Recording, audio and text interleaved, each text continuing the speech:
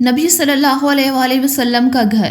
مسجد کے ساتھ رسول اللہ صلی اللہ علیہ وآلہ وسلم نے حضرت سودا رضی اللہ تعالیٰ عنہ اور حضرت عائشہ صدیقہ رضی اللہ تعالیٰ عنہ کے لیے 2 حجرے تعمیر کروائے۔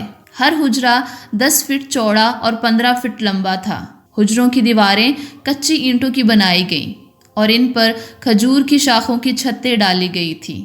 دونوں حجروں کو ایک دوسرے سے الگ کرنے کے لیے کھجور کی شاخوں کو چن کر دیوار بنا دی گئی اور اس پر مٹی کا لیپ کر دیا گیا۔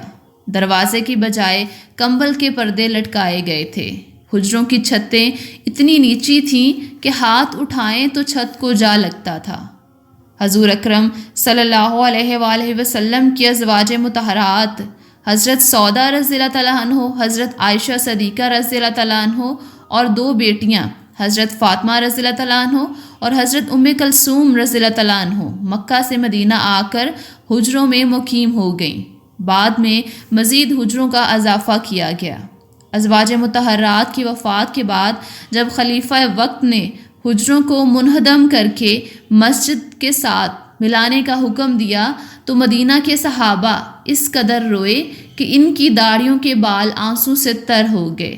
ان کی خواہش تھی کہ رسول اللہ صلی اللہ علیہ وآلہ وسلم کے گھر کو اصلی حالت میں محفوظ رکھا جاتا اور نئی نسلوں کو اندازہ ہوتا کہ جس نبی صلی اللہ علیہ وآلہ وسلم کے ہاتھ میں خزانے کی کنجیاں تھیں، انہوں نے کس سادگی، کفایت شعاری اور قناعت سے زندگی گزاری۔ سبحان اللہ، ماشاء اللہ۔ ویڈیو اچھی لگے تو لائک شیئر ضرور کیجیے گا، چینل کو سبسکرائب کر لیں۔ اللہ حافظ۔